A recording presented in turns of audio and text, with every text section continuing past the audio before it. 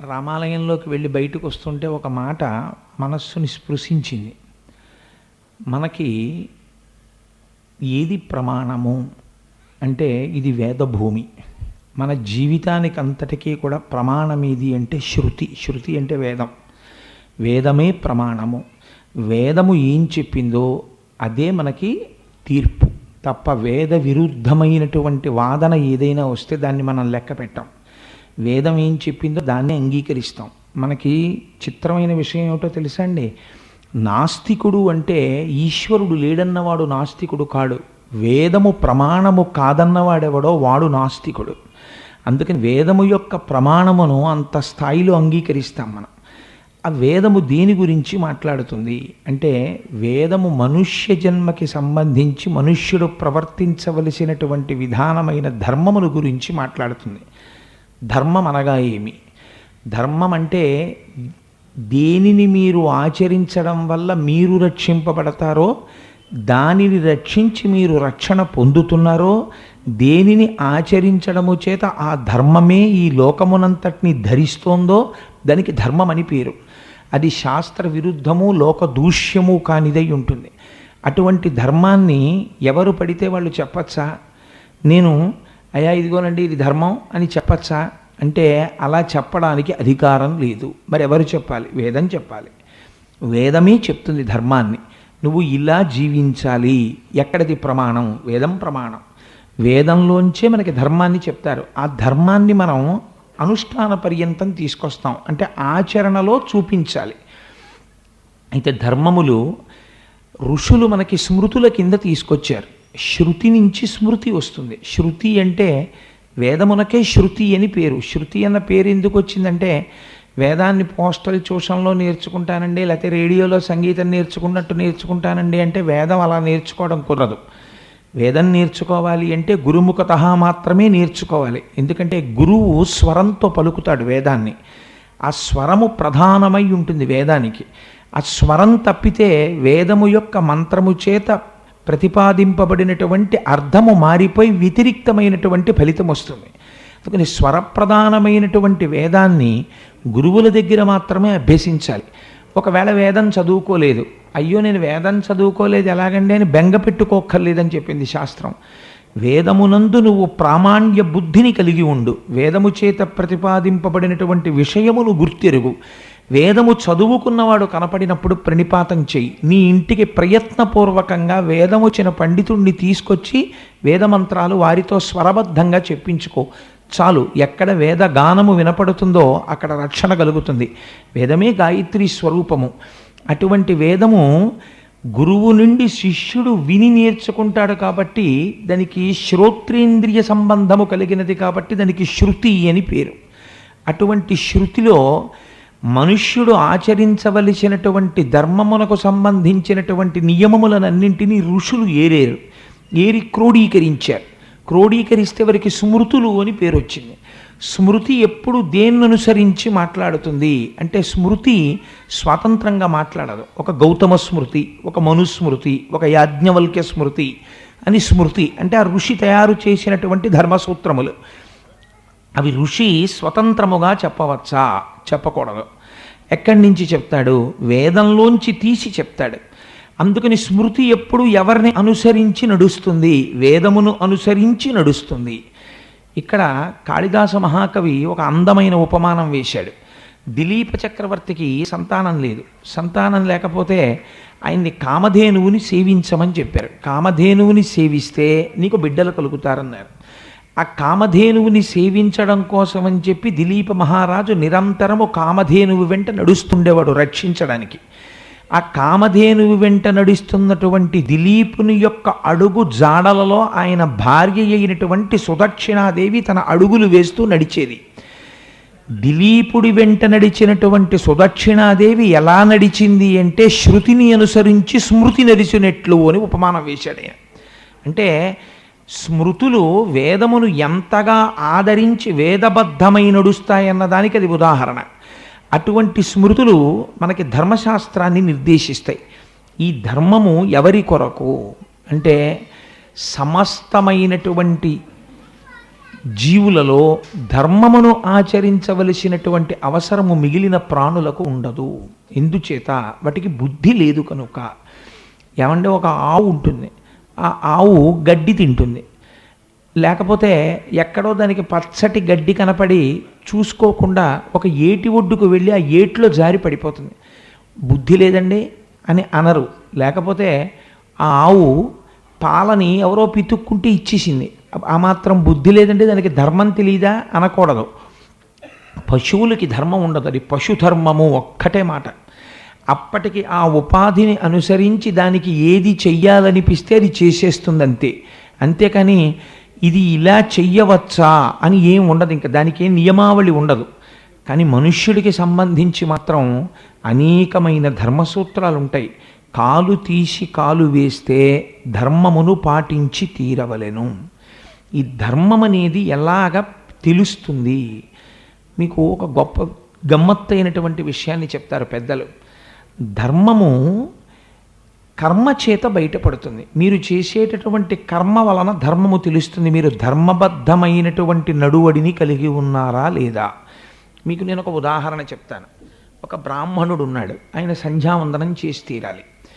సంధ్యావందనం చేస్తున్నాడు కాబట్టి ఆయన ధర్మము ఆయన నెరవేర్చినట్లేనా అంటే, ఆయన కర్మ చేస్తున్నాడేమో సంధ్యావందన రూపంలో, కానీ ఆయన చేస్తున్నటువంటి కర్మ చాలా ధర్మబద్ధముగా చేస్తున్నాడు అనడానికి ప్రమాణమేమి అంటే దాని అందలి శ్రద్ధ.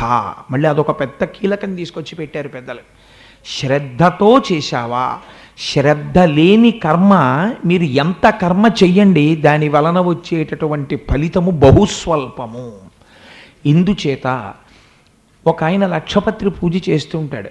లక్షపత్రి పూజ చెయ్యడానికి కూర్చుంటాడు తప్ప అసలు బిల్వపత్రాన్ని చేతిలో పట్టుకుని శివలింగం మీద వేసేటటువంటి సమయంలో ఒక్క నామము మీద ఆయన మనస్సు లగ్నం కాలేదు. అక్కడ కూర్చున్నంతసేపు ఇతర విషయాల గురించి ఆలోచిస్తున్నాడు. నేను పిలిచిన వాళ్ళల్లో ఎంతమంది వచ్చారు, ఎంతమంది కాఫీలు తాగారు, ఎంతమంది టిఫిన్లు తిన్నారు, రాత్రి భోజనాలకు ఏర్పాట్లు అవుతున్నాయా లేదా, వంట వాళ్ళు వచ్చారా లేదా, వీటి గురించి ఆలోచిస్తున్నాడు. రొట్ట మాత్రం తీసి శివలింగం మీద వేస్తున్నాడు. దీనికి ఫలితం ఉన్నదా? ఉంటుంది, ఏదో కొద్ది ఫలితం ఉండకపోదు ఉంటుంది. కానీ ధర్మము దేని వలన ప్రకటితమవుతున్నది? మీ శ్రద్ధ వలన ప్రకటితమవుతున్నది. అందుకే ఆచమనం దగ్గర నుంచే తెలిసిపోయిందిరా నీ శ్రద్ధ ఏమిటో అంటారు. ఒక ఆచమనం చేసి పూజ మొదలుపెట్టు. మన వాళ్ళే అమాయకులు కాళ్ళండి, వాళ్ళు ఏం చేసినా అవతల వాడి శ్రద్ధ పసిగట్టడానికి పెట్టారు. ఆచమనం చెయ్యండి అన్నారనుకోండి, ఎందుకు చేస్తారో తెలుసా అండి? ఆచమనం చేస్తే 4 వేదములు తృప్తి పడడానికి చేస్తారు. సామవేదంతో మొదలుపెట్టి సామవేదము, యజుర్వేదము, ఋగ్వేదము, అధర్వణ వేదము, 4 వేదములు కూడా తృప్తి పొందుతాయి. ఎలా తృప్తి పొందుతాయని మీరు అడగచ్చు నన్ను. అరచేతిలో నీరు పోసుకొని మీరు పట్టవలసినటువంటి ముద్ర పట్టి మినపగింజు మునిగినంత నీరు మాత్రమే పోసుకొని కింది పెదవిని మాత్రమే తాకించి చప్పుడు కాకుండా జుర్రకుండా నీటిని లోపలికి 3 మార్లు తీసుకుని తర్వాత కింది పెదవిని కంటిని తుడుచుకుంటున్నప్పుడు వేదములు తృప్తి పడతాయి. ఎందుకు తృప్తి పడతాయి? అదేమి సరదా అండి, వేదాలకి ఆచమనం చేస్తే వాటికి తృప్తి ఏమిటి? కాదు. విద్ అన్న ధాతువులోంచి వేదం వచ్చింది. అంటే తెలుసుకోవలసిన దానిని వీడు తెలుసుకున్నాడు. ఆచమనం ఎందుకు చేస్తున్నాడో వీడు తెలుసుకున్నాడు. నేను చాలా సభల్లో చెప్పాను ఎందుకు చేస్తారో ఆచమనం. అందుకని మళ్ళీ ఇప్పుడు చరివిత చరణం. ఆ ఆచమనం ఎందుకు చేస్తారన్న దాని గురించి నేను మళ్ళీ ప్రస్తావన చెయ్యను. ఆ ఆచమనం చేసినప్పుడు శ్రద్ధతో చేస్తే వేదములు తృప్తి పడతాయి. అలా కాకుండా మీరు ఉద్ధరణితో నీళ్లు తీసుకుని పోసుకునేటప్పుడు సగం కింద సగం మీద పోసేసి జుర్రును లాగారనుకోండి, వెంటనే పెద్దలు గ్రహిస్తారు. ఒకసారి నేను ముక్తేశ్వరంలో ఒక శివాలయానికి వెళ్ళాను. వెళితే నాతో పాటు మా బావగారు కూడా వచ్చారు. ఆయన స్టేట్ బ్యాంక్ ఆఫ్ ఇండియాలో ఒకప్పుడు పీబీడీ మేనేజర్ చేసేవారు. వారు అక్కడ కూర్చుంటే నేను ఒక ఉపన్యాసానికి వెళ్ళిపోతూ మార్గమధ్యంలో ఆగాను. ఆగితే అక్కడ ఒక చిన్న పిల్లవాడు, ఒక 11 ఏళ్ళు 12 ఏళ్ళు ఉంటాయి, అతను అర్చకుడిగా ఉన్నాడు, వేదం చదువుకుంటున్నాడు ఆ పిల్లాడు. అతను మమ్మల్ని ఆచమనం చేయండి అన్నాడు. మా బావగారు ఆచమనం చేస్తూ చప్పుడు చేశారు. అతను వెంటనే అన్నాడు, ఏమండి నేను ఇలా అన్నానని అనుకోవద్దు, మీ తల నిరిసిపోయింది, మీ ఒంటి మీద యజ్ఞోపవీతం కనపడుతోంది, కాబట్టి మీరు బ్రాహ్మణులు, మీ పేరు చివర శర్మ ఉన్నది, మీకు ఆచమనం చేయడం ఇప్పటికి రాదా అని అడిగాడు. ఆ చప్పుడు ఏమిటి ఆచమనం చేసేటప్పుడు? అలా జుర్రకూడదు, జుర్రడం కాదు ఆచమనం. మీరు ఆచమనం చేయడం ముందు నేర్చుకోండి ఇంటికి వెళ్ళి అన్నాడు. అంటే ఆ పిల్లవాడి యందు ఎంత శ్రద్ధ ఉందో చూడండి. ఆ శ్రద్ధ ఎదుటివారి యందు భగ్నమైతే అతను సహించలేకపోయాడు. కర్మ కాదండి ఉద్ధరించేది, కర్మ జడం. రమణ మహర్షి అంటారు, కర్మత జడం, కర్మ ఏమీ మిమ్మల్ని ఉద్ధరించదు. నేను ఇప్పుడు ప్రసంగం చేస్తున్నప్పుడు ఇక్కడ అనేక మంది కూర్చుని ఉన్నారు సభలో. వీళ్ళందరూ కూడా సమాన స్థాయిలో ఉద్ధరింపబడిపోతున్నారు ఈ సభలో. అంటే మీరు ఒక కర్మ చేస్తున్నారు. ఏమిటి ఆ కర్మ? శృణ్వం తపః, మీరు వింటున్నారు. వినడం ఒక కర్మ. కానీ వినడము చేత మీరందరూ ఉద్ధరింపబడిపోతున్నారు అనుకుంటే పొరపాటు. ఈ వింటున్నట్టుగా ఉన్న వాళ్ళలో ఎంతోమంది మనస్సు ఎక్కడో ఉంటుంది. వినేటప్పుడు తాదాత్మ్యతతో వింటున్నవాడు ఎవరో ఒక్కడు ఉంటాడు, లేకపోతే ఇద్దరు ఉంటారు, లేకపోతే 10 మంది ఉంటారు. ఏమో ఈ సభలో అందరూ ఉండవచ్చు, నేనెందుకు తీర్పు చెప్పాలి? అందుకని వాళ్ళు అలా ఉన్నవాడెవడో వాడు తపహ, వాడు తప్పిస్తున్నాడు, వాడు తరిస్తున్నాడు, వినడంలో తరించిపోతున్నాడు వాడు. అందుచేత కర్మయందు శ్రద్ధ తెలుస్తుంది. శృంగగిరి పీఠాధిపతులు ఒకసారి ఒక ఊరికి విజయం చేశారు. విజయం చేస్తే అక్కడ ఒక బ్రాహ్మణుడు, పీఠాధిపతులు కూర్చునున్నారు, మనం అలా గట్టిగా మాట్లాడకూడదు, మనం అలాగా గట్టిగా మాట్లాడి మన గురించి మనం చెప్పుకోకూడదన్న ఇంగిత జ్ఞానం మరిచిపోయి పీఠాధిపతుల చెవిలో తన యొక్క గొప్పతనం పడాలని అక్కడున్న బ్రాహ్మణుల్ని పిలిచి, మా ఊళ్ళో నేను ఫలానా దాని మీద ప్రవచనం చేశాను, రామాయణం మీద ప్రవచనం చేశాను, లలితా సహస్రం మీద ప్రవచనం చేశాను, అంతమంది పొంగిపోయారు, ఇంతమంది పొంగిపోయారు చెప్తున్నాడు. విన్నారు పీఠాధిపతులు. దగ్గరికి పిలిచారు. ఏమండి మీ నిత్యకర్మానుష్ఠానము బాగా సాగుతోందా అన్నారు.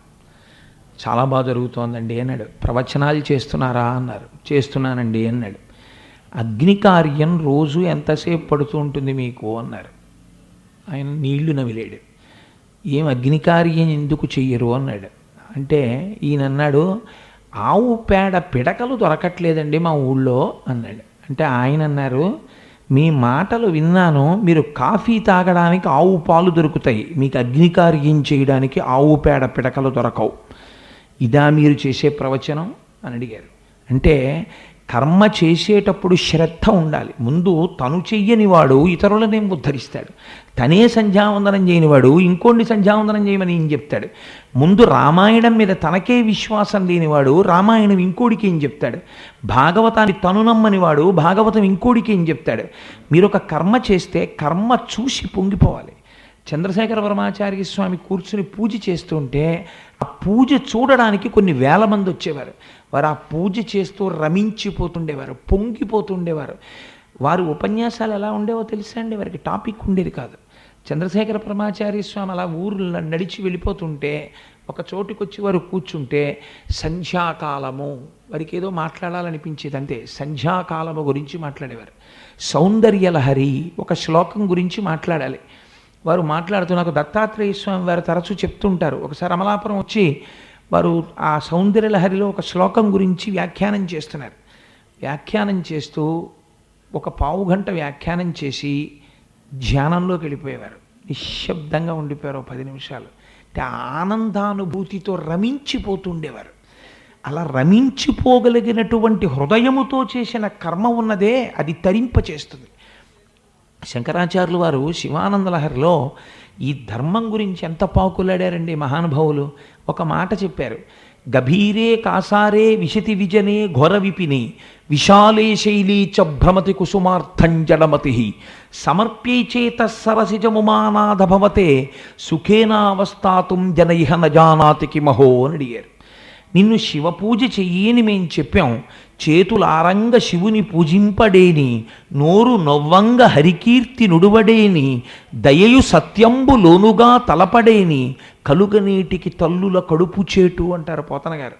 పోతనగారు ఆ మాట అనడానికి ఎందుకంటే అలాగా శివపూజ చెయ్యి విష్ణువుని పొగుడు ఏమిటా స్లోగనం? జై జీవాన్ జై కిసాన్ లాగా. అంటే దాని వెనకాతలు ఒక రహస్యం ఉంది. అది ఏమిటన్నది మనం ఎలాగో భాగవతంలో చెప్పుకుందాం అనుకోండి. అందుచేత పోతనగారంతటి వారంత మాట అన్నారు అంటే శంకర భగవత్పాదులు అంటారు శివానంద లహరిలో గభీరే కాసారే, నిన్ను పూజ చెయ్యమంటే దాని అర్థం బాగా లోతైన చెరువులో దిగి తామర పువ్వులు పట్రా, లేకపోతే మహారణ్యంలోకి వెళ్ళి మారేడు దళాలు పట్రా, లేకపోతే ఎత్తైన కొండలెక్కి రంగురంగుల పువ్వులు కొయ్యి, లేకపోతే బజార్లోకి వెళ్ళి ఎన్ని వందల రూపాయలు పెట్టి ఎక్కువ పువ్వులు పట్టరాగలవు, ఎంత అందమైన పళ్ళు తేగలవు, ఇవన్నీ ఈశ్వరుడు అడిగాడని నువ్వు అనుకుంటే నువ్వు పొరపాటు పడుతున్నావు. ఇవన్నీ ఈశ్వరుడి సృష్టిలోనివి. నీకున్న 1,00,00,000 రూపాయలు తీసుకెళ్ళి తామర మొగ్గ దగ్గర పెట్టి తామర పువ్వు వికసించేటట్టు చెయ్యి చూస్తాను నీ ప్రజ్ఞ. నీకున్న 1,00,00,000 రూపాయలతో తామర మొగ్గ తామర పువ్వుగా వికసించదు.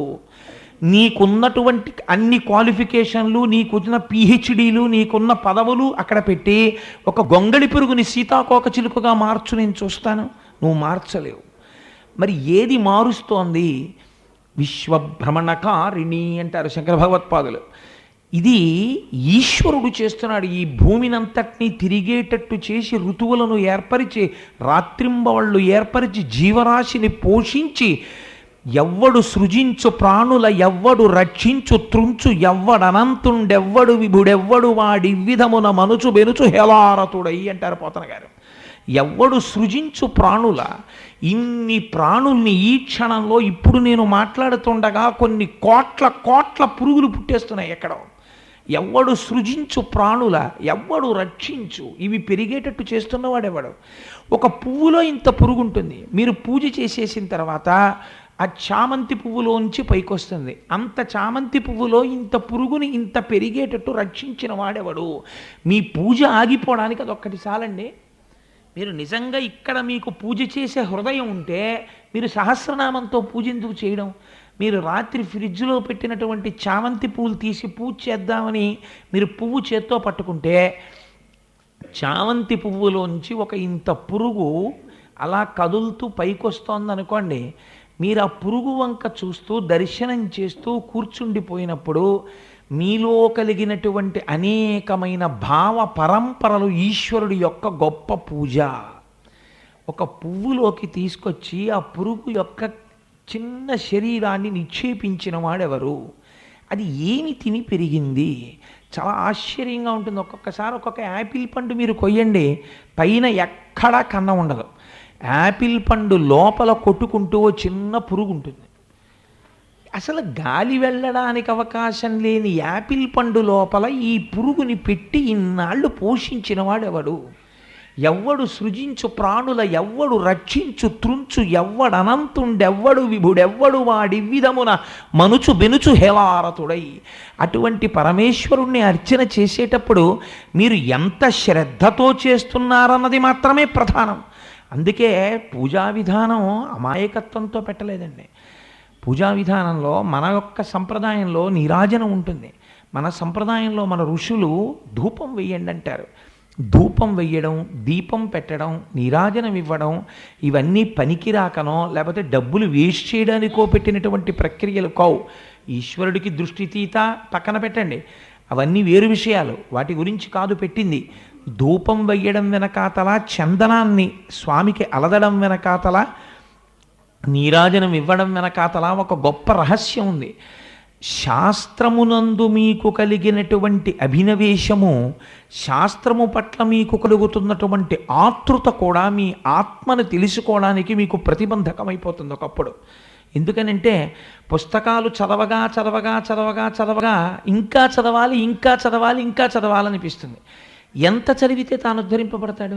చదువుకున్న దాన్ని మీరు ఎప్పుడు తెచ్చుకుంటారు అనుష్ఠానంలోకి? ఎప్పుడు ధ్యానం చేస్తారు? ఎప్పుడు మీరు ఇక్కడ భగవంతుణ్ణి దర్శనం చేసి రమిస్తారు? ఆ స్థితికి ఎదగడానికి మీ పూజ రోజు రోజుకి పాలిష్ అవ్వాలి. ఇప్పుడు ఇక్కడ కూర్చున్న తర్వాత నా పక్కన ఎవరో కూర్చుని అన్నారు, మా దొరగారే అన్నట్టున్నారు, ఈ దీవాను నరసింహమూర్తి గారు ఎక్కడ తెచ్చారో కానీ భలే ఉంది కోటేశ్వరారు అన్నారు. నాకు వెంటనే అనిపించింది, ఓహో ఇవాళ ఈశ్వరుడు నేను చెప్పబోయే ప్రసంగానికి పదును పెడుతున్నాడు అనుకున్నాను. ఇది చూడండి మెరుస్తోంది కదా. అంటే బహుశా నా కోసం పెట్టారో లేదో నాకు తెలియదు కానీ కోటేశ్వరరావు గారు వస్తున్నాడు, ఈ దీవాను వేస్తాం కదా, ఇది కొంచెం వెలిసిపోయి ఉంటే బాగుండదని ఏదో పాలిష్ చేసినట్టున్నారు దీనికి. మీ పూజ పాలిష్ అందుకోవాలి రోజు రోజుకి.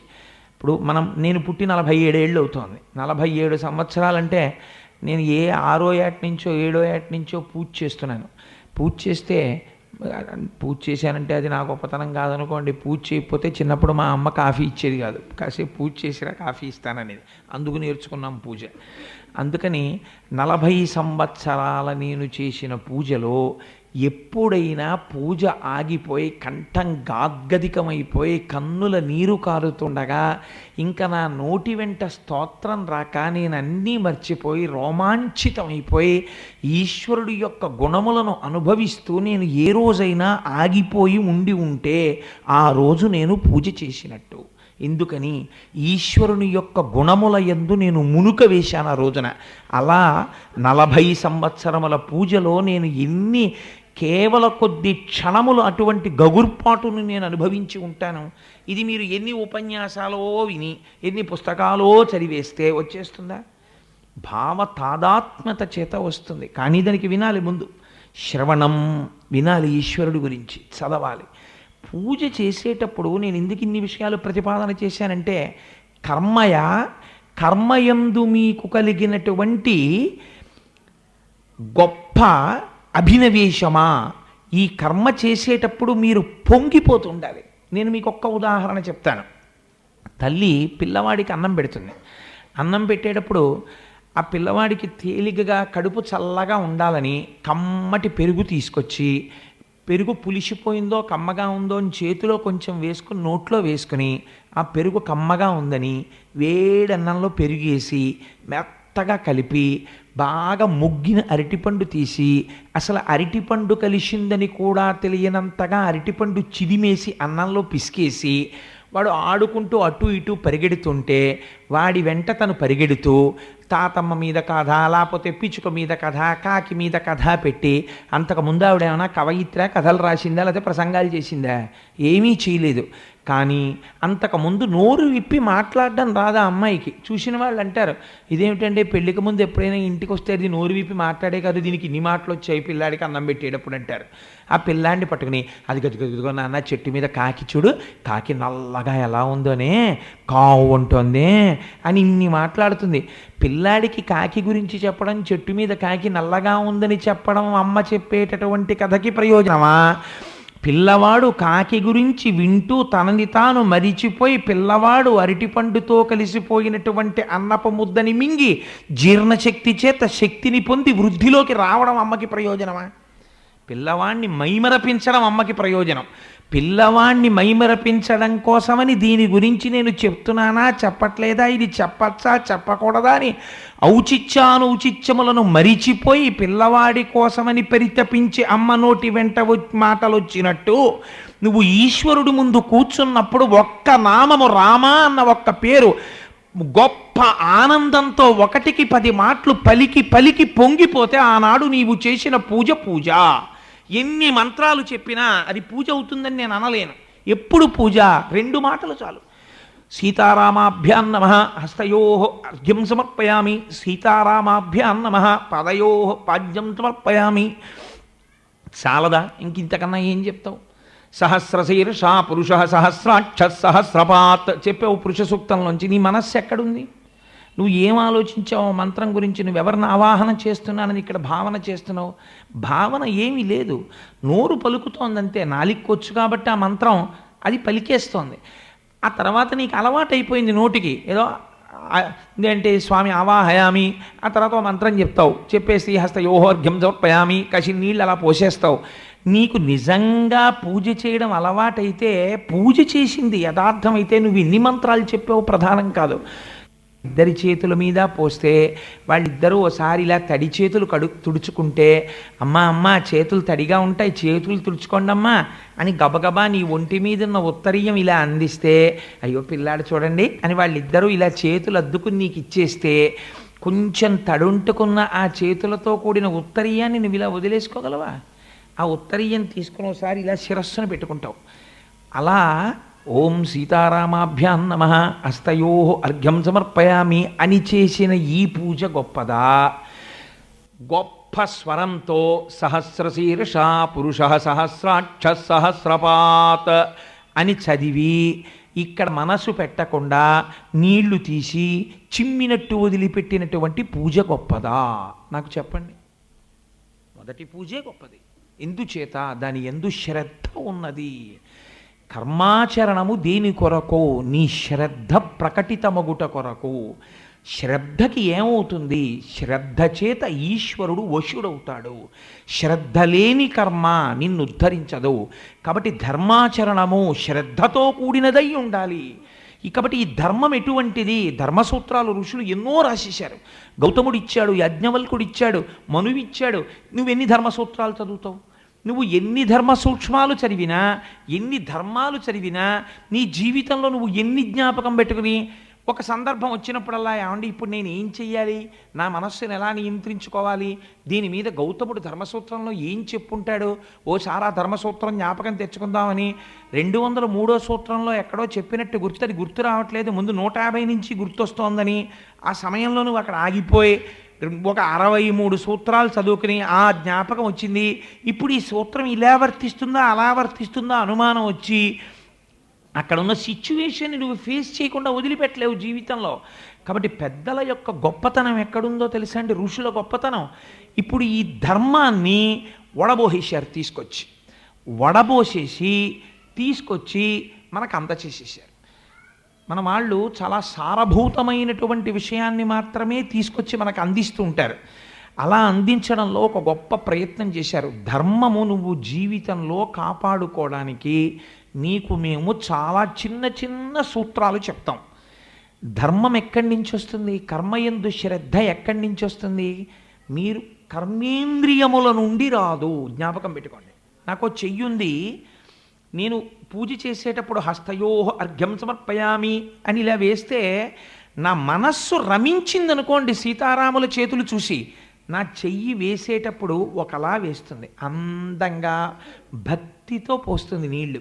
ఇక్కడ మనస్సు నిలబడలేదనుకోండి, చెయ్యి తప్పే ఉండదు, అప్పుడు వేస్తుంది ఇప్పుడు వేస్తుంది. చెయ్యి దోషము అప్పుడు లేదు ఇప్పుడు లేదు, అప్పుడు ఇప్పుడు నీరే పోస్తుంది చెయ్యి. హస్తయోహర్ఘ్యం సమర్పయామి ఇలా పోస్తుంది. కాబట్టి ఇప్పుడు శ్రద్ధ ఎక్కడ నుండి ప్రకటితమవుతున్నది? కర్మేంద్రియముల నుండి ప్రకటితము కాదు, మనస్సు నుండి కర్మేంద్రియములకు అందుతున్న ఆదేశము వలన ప్రకటితమగుచున్నది. ఈ మనస్సు శుద్ధి కావాలి ధర్మమునందు నిలబడడానికి. కాబట్టి మనస్సుని నిగ్రహించి ధర్మం వైపుకి నడపాలి. ఎలా నడుపుతావు? దీనికోసం ఒక గొప్ప సూక్తిని మనకి ఇచ్చేశారు ఋషులు. నువ్వు ఇవి జ్ఞాపకం పెట్టుకో చాలు, నీకు ధర్మాచరణం అలవాటు పడిపోతుంది. ఎంత తేలిగ్గా చెప్పేశారో చూడండి. ఒకటే విషయం జ్ఞాపకం పెట్టుకో, నువ్వు దేనివల్ల పాడైపోతున్నావు? అహంకార మమకారముల వలన. మమకారమునకే కామమని పేరు. ఆ కామము బహువిధములు. స్త్రీ సంపర్కముతో ప్రారంభించి అన్ని వస్తువులను కోరుకోవడం వరకు కామమే. ఈ కామమును ఎదుర్కోవడానికి పెద్దలు ఒక గొప్ప సూక్తిని ఇచ్చేశారు. మాతృవత్పరదారేషు. నువ్వు ఇంకేమీ జ్ఞాపకం పెట్టుకోకల్లా, ఇది గుర్తుపెట్టుకో చాలు, నీకు ధర్మం తెలిసిపోతుంది. నువ్వు ఏ ధర్మసూత్రాలు చదవక్కర్లేదు. సత్యం వద ధర్మంచర. కానీ ధర్మంచర అంటే ఏది ధర్మమో అని అనుమానం వచ్చినప్పుడల్లా ఇది గుర్తుపెట్టుకో చాలు. మళ్ళీ సింప్లిఫై చేశారు. ఏమిటది? మాతృవత్ పరదారేషు. నీవు నీ వంశమును పెంచుకోవడం కోసమని ఒక మామగారిని అర్థించి పొందినటువంటి నీ ధర్మపత్నిని తప్ప, గమ్మత్తు చూడండి, ఆవిడ కూడా భోగపత్ని కాదు, ధర్మపత్ని. అన్ని ధర్మంతోనే కలుపుతారు. మిగిలినటువంటి ఏ స్త్రీ కనపడినా నీ మనస్సుకి ఒక అలవాటు నేర్పు. ఏమిటది? మాతృవత్పరదారేషు. ప్రతి స్త్రీ యందు అమ్మని చూడడం నేర్చుకో. అందుకని మాటకి ముందు మాటకి చివర ఒకటి అంటుండ, అమ్మా అమ్మా అమ్మా అంటుండు. ఎప్పుడైనా నీ మనస్సు చాలా గమ్మత్తయింది, అది ఖచ్చితంగా జారుడు మెట్ల మీదకి ఎడుతుంది. వెంటనే ఒక జ్ఞాపకం చేసుకో, నేను ఆరాధన చేసేటటువంటి తల్లి ఎవరో, నేను ప్రతి నిత్యము ఏ పార్వతీదేవి పాదములకు పూజ చేస్తానో ఆ పార్వతీదేవి నా ఎదుట నిలబడినది, నేను ఆ అమ్మతో మాట్లాడుతున్నాను. నేను అన్య దృష్టితో నా చేత పూజలందుకునే నా కులదేవతని చూడవచ్చా? వెంటనే నిగ్రహింపబడుతుంది. పాలు పొంగడం పాల లక్షణం, నీళ్లు జల్లితే వెనక్కి వెళ్ళడం పాల లక్షణం. కాబట్టి ఎలా నిగ్రహిస్తావు? మన వాళ్ళు కేవలం ఇలా ఉండు అని చెప్పి వదలరు, అలా ఉండడం ఎలాగో నేర్పుతారు. అది భారతీయ ఋషుల గొప్పతనం. మీరు ధర్మంగా ఉండండి అని చెప్పి వదిలిపెట్టరు, ఎలా ఉండగలవు నేర్పుతారు. మాతృవత్పరదారేషు, ప్రతి స్త్రీ యందు నీ తల్లిని చూడు. పరద్రవ్యానిలోష్టవత్, రెండో పాడు చేసేదేమిటి? ధనం. అస్తమానం ప్రతివాడి ధనం నీ ధనంగా పొందాలని ఉంటుంది. నీది కాని దానిని రాతిని రప్పని చూసినట్టు చూడు. ఇప్పుడు మా దొరగారు నన్ను మా ఇంటి నుంచి ఇక్కడ వరకు కారులో తీసుకొచ్చారు. నేను వస్తున్నప్పుడు రోడ్డు మీద ఓ బంగారపు గొలుసు పడిపోయి కనపడింది అనుకోండి. నేను అలా చూశాను అనుకోండి కార్ గ్లాసెస్లోంచి, దొరగారు బంగారం గొలుసు పడిపోయిందంటే ఒకసారి కారు ఆపండి అని చెప్పి గబగబా దిగొచ్చి ఆ బంగారం గొలుసు తీసుకుని కారు ఎక్కి వచ్చేస్తాను. అంటే ఉదాహరణకి చెప్తాను, అలా ఏరుకుంటుంటావా నువ్వు అనుకోకండి, అలా ఏరుకుంటే దొరుకుతాయా? కానీ అదే రాళ్ళు రప్పలు ఎన్నో కనపడితే దాని మీద కనీసం నా దృష్టి నిలబడుతుందా? అవి రాళ్ళు రప్పలు, వాటితో నాకెందుకు, అవన్నీ నేను ఇంటికి తీసుకెళ్ళి ఇంట్లో పెట్టుకుంటాను అంటే రాళ్ళు రప్పలు మనకెందుకు అంటాను. పరద్రవ్యానిలోష్టవత్, నీది కానిది 1,000,000 రూపాయలు అక్కడ కనపడినా దాని యందు అదే భావన పెట్టుకో. ఈశ్వరుడు అది నాకు ఇచ్చినది కాదు, నాది కాదు, అది రాయితో సమానము. పరద్రవ్యానిలోష్టవత్. మూడవ సూత్రం ఒకటి చాలా అద్భుతమైన సూత్రం చెప్పేశారు. ఆత్మవత్ సర్వభూతేషు, నేనే ఆ భూతముగా ఉంటే అని ఆలోచించుకో. నువ్వు నిష్కారణంగా ఒకరిని బాధ పెట్టాలనుకున్నావు, నేను ఈ మాట అన్నప్పుడు వారు బాధపడ్డం కాదు, నన్ను వారు ఆ మాట అంటే ఆలోచించు. అంతటా ఉన్నది ఒక ఈశ్వరుడే అన్న భావన చెయ్యి. నీకు భూతదయ తనంత తాను వస్తుంది. భూతదయతో ఉండు, అన్ని భూతముల యందు దయతో ఉండు రమ్మంటే రాదు. ఆత్మవత్ సర్వభూతేషు, నీ ఆత్మయే ఆ భూతమునందు ఉంది. ఒక రాయి పెట్టి నిన్నెవడో డొక్కలో కొట్టాడు, నీకెంత నిప్పెడుతుందో నువ్వు కుక్కని కొడితే అలాగే ఉంటుంది. ఆ నిప్పికి ఈ నిప్పికి సదృశమే, తేడా లేదు. అలాగే కుక్క బాధపడి ఉంటుంది, నేను ఎంత బాధ పెట్టాను కుక్కని అని నువ్వు పశ్చాత్తాపడితే రెండవసారి కొట్టవు. ఇది ఋషుల యొక్క గొప్పతనం. అందుకని యపశ్యతి సపశ్యతి, అందుకని నువ్వు ఎలా భావన చేస్తావో అలా దాని యందు చూడు. ఈ 3 తెలుసుకో చాలు, నువ్వు ధర్మంలోకి వెళ్ళిపోతావు. ఇప్పుడు సరే, ఈ సిద్ధాంతం కూడా మాకంత బాగా తెలియట్లేదండి. ఆత్మవత్ సర్వభూతేషు ఇది ఎలా కుదురుతుంది? లేకపోతే మాతృవత్ పరదారేషు, ఇతర స్త్రీలని చూసినప్పుడు అమ్మగా చూడడం ఎలా కుదురుతుంది అని అనుమానం వస్తుందేమోనని నడిచి చూపించడానికి వచ్చాడు రామచంద్రమూర్తి. అందుకే రామాయణం విన్నామండి అని అనకు. రామాయణం ఎంతకాలము ఊపిరి ఉంటుందో అంతకాలము రామాయణం లోపల పునశ్చరణ జరుగుతూనే ఉండాలి. ఎందుకని? రామాయణం ఎన్ని కోణములలో నువ్వు ఆలోచిస్తే అన్ని కోణములలో పదునెక్కుతుంది నీ నడువడి. రామాయణం అంతా నడువడికి సంబంధించిన శాస్త్రము. నేను ఇవాళ ఒక కొత్త కోణాన్ని ఆవిష్కరించే ప్రయత్నం చేస్తాను. రామాయణం మీరు రామాయణంగా విన్నారు, కానీ నేనంటున్నాను ఇవాళ Ramayanam is a behavioural science అంటున్నాను. రామాయణము నడువడికి సంబంధించినది. లేకపోతే రామాయణం అన్న పేరు ఏమిటండి? అసలు రామాయణం అన్న పేరు అసందర్భము. ఎందుకని? అది మహర్షి పెట్టలేదు. సీతాయాశ్చరితం మహత్ పౌలశ్చ మధివ్యధమిచ్చేవ చకార చరితం వ్రతః. ఇది పౌలశ్చ వధ, సీతాయాశ్చరితం. మరి రామాయణం ఎలా అయింది? ఆయనం అనగా ఏమి? ఆయనం అనగా నడక. కాలమునకు నడక ఉన్నది. దాన్ని మనం ఉత్తరాయణము దక్షిణాయనము అంటాం. కాలము ఉత్తరాయణంగా నడుస్తుంది, దక్షిణాయనంగా నడుస్తుంది. అలా రామాయణము ఇది రాముడి నడక. ప్రతి కాండలో రాముడు నడుస్తున్నాడు. రాముడు నడిస్తే అది రామాయణం అయింది. రాముడు నడిస్తే గొప్పే ఉందండి, మిగిలిన పాత్రలు నడవలేదా రామాయణంలో?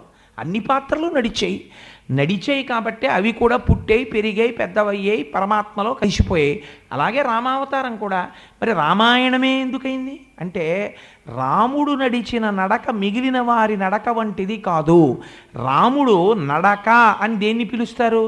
ఒక కాలు స్థిరంగా ఉండాలి, ఒక కాలు కదిలి ముందుకెళ్ళాలి. ఏ కాలు కదిలి ముందుకెళ్ళిందో ఆ కాలు స్థిరంగా నిలబడాలి, రెండో కాలు కదలాలి. మీరు 2 కాళ్ళు ఏకకాలమునందు కదిపారనుకోండి పడిపోతారు. ఒక కాలు ఊంచుకోలేకపోయిందనుకోండి రెండో కాలు కదులుతున్నప్పుడు, అప్పుడు పడిపోతారు. కాబట్టి ఆ నడక కుంటి నడక.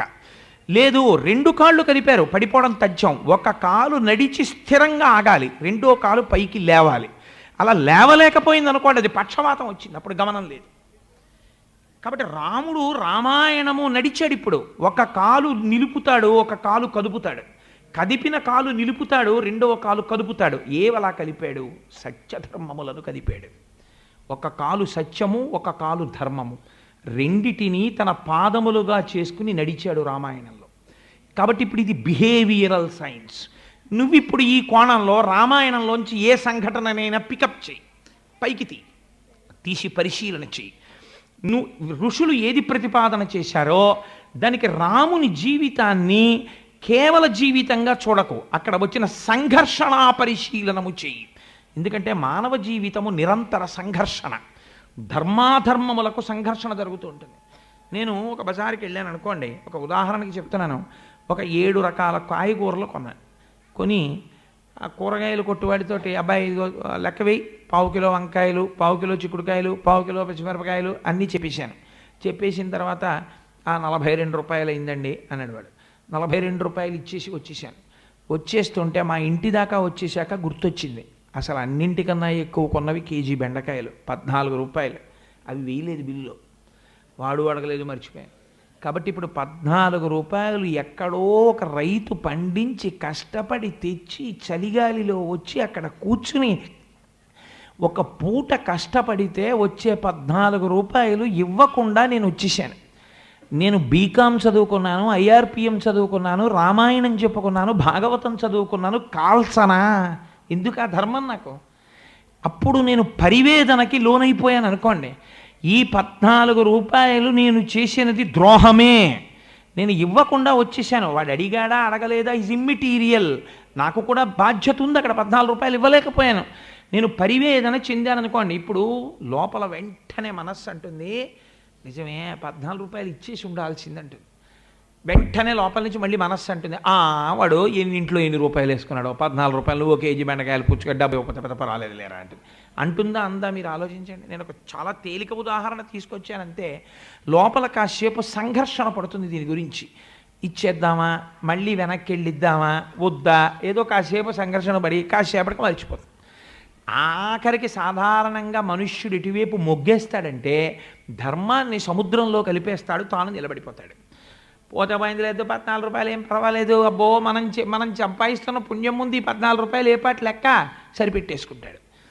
అలా మీరు రామాయణంలో రాముడు ధర్మాన్ని సముద్రంలో కలిపేసి తను మాత్రం భోగానికి అలవాటు పడిపోయిన ఒక్క సందర్భాన్ని ఎత్తి ఇదిగో ఉన్నది చూపించండి. ఇది అశిధారావ్రతం. ఇది చాలా కష్టం. ఒక మనిషి తను పడిన కష్టాలు, రాముడు కష్టాలు పడలేదండి, అందుకని ధర్మం అవసరం ఏముంది? ఇప్పుడు హాయిగా అన్నీ జరిగిపోతున్నంత కాలం ధర్మం గురించి సమస్య ఉందండి. కష్టం వచ్చినప్పుడు ధర్మం పాటించి ధర్మము వలన నేను గెలుస్తానని ధర్మం కోసం నిలబడిన వాడు ధార్మికుడు తప్ప అన్నీ కలిసి వచ్చేస్తుంటే ధర్మం చేయడం పెద్ద గొప్ప విషయం ఏం కాదు. అన్నీ కలిసి రాలేదు రాముడికి జీవితంలో. ఆయనే అరణ్యకాండలో ఒక చోట ఒక మాట అన్నాడు, నేను ఎంత బాధలలో ఉన్నానో తెలుసా? రాజ్యాద్భ్రంశో, రావలసిన రాజ్యం పోయింది. వనేవాస, పోని రాజ్యం పోతే పోయింది, అంతఃపురంలో ఉన్నానా, అరణ్యవాసానికి వచ్చాను. వనేవాస సీతానష్టో, పోని పక్కన మనసెరిగిన భార్య ఉందా, ఆవిడ్ని ఎత్తుకుపోయాడు రావణాసురుడు. పోని ప్రాణమిచ్చిన స్నేహితుడు జటాయు ఉన్నాడా, ఆయన లేడు. ఎందుకని? సీతానష్టో హతోద్విజ, జటాయువుని చంపేశారు. ఈదృశీయం మమావస్థ, నేను ఇటువంటి భయంకరమైన స్థితిలో ఉన్నాను. నిర్దహేదపి పావక, ఇవాళ నేను ఉన్నటువంటి కష్టం ఎటువంటిదంటే అగ్నిని నా కష్టం కాల్చేస్తుంది. అగ్ని అన్నిటినీ కాల్చడం కాదు, నా కష్టం అగ్నిని కాలుస్తుంది, అంత గొప్ప కష్టంలో ఉన్నానన్నాడు. ఇన్ని కష్టాలలో ఉన్న రాముడు ఎప్పుడైనా సరే ధర్మాన్ని పక్కన పెట్టేసి తన సుఖాన్ని తాను చూసుకున్న సందర్భం ఒక్కటి వెతకగలమా రామాయణంలో? అలా మీరు పరిశోధన చేయండి. రామాయణంలో ధర్మాన్ని పక్కన పెట్టేసి రాముడు సుఖాన్ని ఎంచుకున్న ఒక్క సంఘటన పైకి తీద్దాం. ఇదండి రామాయణం అంటే. కానీ ఇవాళ మన జాతి దరిద్రం ఏమిటంటే అటువంటి పాత్ర పోషణ చేసి రచించగలిగిన కావ్యము ప్రపంచ భాషలలో ఎక్కడా లేదు అలాంటి పుస్తకం. అలాంటి పుస్తకం మనదై ఉంటే దాన్ని పక్కన పెట్టుకుని ఇతరమైన విషయాల పట్ల పరిగెత్తేటటువంటి దౌర్భాగ్యానికి మనం దిగదారిపోయాం ఇవాళ. అటువంటి రామాయణం, అటువంటి నడువడి నేర్పగలిగినటువంటి శాస్త్రం. మీరు ఒక సంఘర్షణ చూడండి, ఒక అద్భుతమైన సంఘర్షణ మీకు ఆవిష్కరిస్తాను. రాముడు అడగలేదు రాజ్యాన్ని. ఇది మీ జీవితంలోనే జరిగింది అని మీరు ఒకసారి ఊహించండి. రాముడు ఎప్పుడూ తండ్రిని అడగలేదు, నాన్నగారు నాకు రాజ్యం ఇవ్వండి అని అడగలేదు. తండ్రి గారు పిలిచాడు. పిలిచి, నాన్న నీకు పట్టాభిషేకం చేసేద్దాం అనుకుంటున్నాను. ఎందుకు చేసేద్దాం అనుకుంటున్నారు అని రాముడు అడగలేదు. దశరథుడు అన్నాడు, నాకు దుర్నిమిత్తములు కనపడుతున్నాయి, రాత్రుళ్ళు పీడకలు వస్తున్నాయి, కాబట్టి నేను ఎంతో కాలం ఉండను.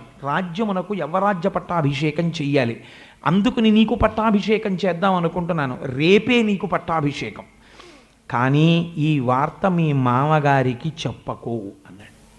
ఎంత గమ్మత్తైన మాట చూడండి. ఎందుకంటే ఒక మనిషి జీవితంలో ఇది ఒక గొప్ప సెలబ్రేషన్, యవరాజ్య పట్టాభిషేకం అన్నది. ఇప్పుడు తను వెళ్ళి ఎవరికి చెప్తాడు?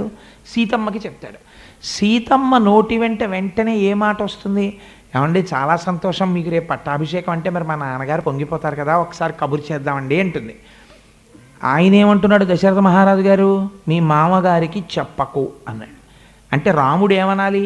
ఎందుకు చెప్పకూడదు అని అడగాలి. ఆయన అడగలేదు. ఎందుకు అడగలేదు? ధర్మం. నాకేది చెప్పాలో చెప్పవలసిన వాడు తండ్రి, ఎందుకు చెప్పావు అని అడగడం నా లక్ష్యం కాదు. నేను కొడుకుని, ఆయన చెప్పింది నేను వినడమే. అంతేగాని నాన్నగారు మీరు నాకు ఇలా ఎందుకు చెప్పారు అని నేను అడగక్కర్లేదు, నాకు తెలియక్కర్లేదు. నాకు తెలియవలసినదైతే ఆయన తెలియ చెప్తారు, నేను పాటించవలసినదైతే పాటింపచేస్తారంతే. ఎంత ధర్మం చూడండి. నోటి వెంట ఇన్స్టంటేనియస్ అంటాం ఇంగ్లీష్లో, వెంటనే వచ్చేస్తుంది మనకు ఒక మాట. ఎందుకు చెప్పకూడదు అంటాం. ఆయన అలా అనలేదు రాముడు. అలాగే అన్నాడంతే, వెళ్ళిపోయాడు. ఇవాళ రాత్రి నీ భార్యతో కలిసి పూజాగృహంలో ఉపవాసం చెయ్యి, రేపు రాజ్యం ఇచ్చేస్తా అన్నాడు. వచ్చేసాడు రాముడు. తీరా వచ్చిన తర్వాత అసలు తండ్రి గారు కనపడలేదు. అది విచిత్రం. కైకమ్మ కనపడి ఆవిడంది, మీ నాన్నని 2 వరాలు అడిగానయ్యా, 14 ఏళ్ళు అరణ్యవాసం చేయమని నిన్ను. అది కూడా ఎంత గమ్మత్తో చూడండి. ధర్మమూర్తి అయినటువంటి వాడి గురించి ఎవరు ఎక్కువ ఆలోచిస్తారంటే దేవతలు ఆలోచిస్తారు. ఇప్పుడు రాముడు 14 ఏళ్ళు అరణ్యవాసం చెయ్యాలి అని అడిగింది కైకమ్మ. 14 ఏళ్ళు అరణ్యవాసం చేయమని అడగడం వెనకాతల ఏదైనా రహస్యం ఉండాలి కదండి. లేకపోతే ఓ ఏడాది చేయమని అడగచ్చు, ఆ వరం అడిగేటప్పుడు 2 ఏళ్ళు అడగచ్చు, 3 ఏళ్ళు అడగచ్చు, 10 ఏళ్ళు అడగచ్చు, 11 ఏళ్ళు అడగచ్చు, 16 ఏళ్ళు అడగచ్చు. లేకపోతే రాముడు జీవితాంతం అరణ్యాల్లో ఉండాలని ఎందుకు అడగకూడదు కైకమ్మ? 14 అన్న మాట ఎందుకు పడాలి కైకమ్మ నోటి వెంట? అలా 14 కాకుండా 13 అనకూడదా, 16 అనకూడదా, 20 అనకూడదా? 14 అంది ఆవిడే. 14 అని ఆవిడ అనడం వెనకాతల ఒక రహస్యం ఉంది. ఆవిడకు ఒక సంగతి తెలుసు. ఆ రోజులలో 14 సంవత్సరములు సింహాసనానికి దూరంగా అరణ్యములలో ఉంటే ఆ వ్యక్తి తిరిగి పట్టాభిషేకం చేసుకోవడానికి అనర్హుడు. కాబట్టి రాముడికి ధర్మం తెలుసు. 14 ఏళ్ళు అరణ్యవాసానికి వెడితే ఇంకా మళ్ళీ రాజ్యం ఇచ్చినా రాముడు తీసుకోడు. ఎందుకంటే టైం బార్ అయిపోయిందంటారు చూసారా, అలా ప్రోనోటు తిరగ రాసుకుంటుంటారు. అలా 14 ఏళ్ళు అయిపోతే ఇంకా రాజ్యం రాముడు తీసుకోకూడదు, అరణ్యవాసం చెయ్యాలి. అందుకని 14 అనాలి. ఆవిడికి సంస్కృతం రాదేమిటండి? 14 వర్షాణి అని అనకూడదా? ఇక్కడుంది గమ్మత్తు. రామాయణానికి జీవం అంతా ఎక్కడుంది? మహర్షి తీసుకెళ్ళి అక్కడ పెట్టేశారు. ఇప్పుడు దేవతలు బెంగపెట్టుకున్నారు కైకమ్మ వరం అడుగుతుంటే. ఇప్పుడు ఈవిడ కానీ 14 వర్షాణి అని అడిగిందా, రాముడి రాజ్యానికి రాడు. రాముడు రాజ్యానికి రాకపోతే ఏమవుతుంది? అసలు ధర్మబద్ధమైన పరిపాలన అంటే ఎలా ఉంటుందో వచ్చే తరాలకి తెలియదు. రాముడు ధర్మమూర్తి, పరిపాలన, అడ్మినిస్ట్రేషన్ తెలియాలి. లండన్ వాడో ఇంకోడో రాసిన రైటర్ కాదు, రామాయణంలో రాముడు చెప్పిన ధర్మం తెలుసుకోవాలి నువ్వు పబ్లిక్ అడ్మినిస్ట్రేషన్కి. కాబట్టి రాముడు పరిపాలించాలి. రాముడు పరిపాలించాలంటే 14 అనకూడదు కైకమ్మ. కాబట్టి ఇప్పుడు ఆవిడ నాలిక తడబడేటట్టు చేశారు. ఆవిడ 14 వర్షాణి అని లేదు, 9 వర్షాణి అంది. 9 ఏళ్ళు 5 ఏళ్ళు అంది. 9, 5, 14 కావచ్చు, కానీ 9 ఏళ్ళు ఒకసారి పూర్తవగానే మళ్ళీ 5 మొదలుపెట్టినట్టు. కాబట్టి ఇప్పుడు మొత్తం 14 అవ్వచ్చు, కానీ 14 ఆవిడ అడగలేదు, 14 ఈయన చేయలేదు. నవపంచచ చేశాడు ఆయన. నవపంచచగా అడిగింది కాబట్టి అసలు నిజం మాట్లాడితే రాముడు వెనక్కొచ్చి 5 ఏళ్ళు మళ్ళీ వెళ్ళొచ్చు. కానీ కలిపి చేశాడంటే 9 ఏళ్ళు పూర్తయిపోయింది, మళ్ళీ ఇంకో 5 ఏళ్ళు చేసినట్టు. ఇప్పుడు ఏమైపోయింది? 14 సంవత్సరములు అని ఆవిడ అడగలేదు కాబట్టి తను కంటిన్యూస్గా 14 ఏళ్లుగా చేశాడంటే 2 స్పెల్స్ని కలుపుకుని తప్ప 14 ఏళ్ళు నేను దూరంగా ఉంటున్నాను అన్న భావనతో రాముడు చెయ్యలేదు. కాబట్టి మళ్ళీ పట్టాభిషేకం చేసుకోవచ్చు. నవపంచచ వర్షాణి దండకారణ్యమాశ్రిత చీరాజన జటాధారి రామో భవతు తాపసః. ఇది అడగడం వెనకాతల ఆవిడకున్నటువంటి గొప్ప లక్షణం, గొప్ప గమ్మత్తు ఏం చేసిందో తెలుసా అండి ఆవిడ? రాముణ్ణి నిత్య సంఘర్షణకి లోను చేసింది. రాముడు దండకారణ్యానికి వెళ్ళడం కైకమ్మకు కావాలా? చీరాజన జటాధారి ఎందుకండి? జటలు కట్టుకుని నార చీర కట్టుకుని ఈయన ఉన్నారనుకోండి, ఈవిడ చూడొచ్చింది ఏమిటి కైకమ్మ? ఆయన అలా వెళ్ళిపోయి అరణ్యాలకు ఎడుతూ ఇలా భద్రాచలం వచ్చేసి భద్రాచలం పక్కన ఎక్కడో పట్టుచీరల షాప్ ఒకటి చూసుకుని 2-4 పట్టుపంచలు కట్టుకుని ఆ కైకమ్మ చూసిందా, కోసల రాజ్యం వాళ్ళు చూసారా, ఈ దండకారణ్యంలోకి ఎవడొస్తాడులే సీత, హాయిగా పర్ణశాలలో పట్టుపంచి కట్టుకుంటాను, అంతగా బయటికి వెళ్తే ఎవడన్నా వస్తాడనుకుంటే, ఎవడన్నా వచ్చినప్పుడు నువ్వు నాకు చెప్పు రాముడు ఉన్నాడా అండి అని ఎవరన్నా అడిగారు అనుకో, ఏమన్నా మీకోసం ఎవరో వచ్చారని నువ్వు కాసేపు మాడుతుంటూ గబుక్కుని పంచి ఇప్పేసి నారపంచి కట్టేసుకుంటాను అన్నాడు అనుకోండి, నష్టం ఏమొచ్చిందని మీరు చూసారా నేను చూశాను.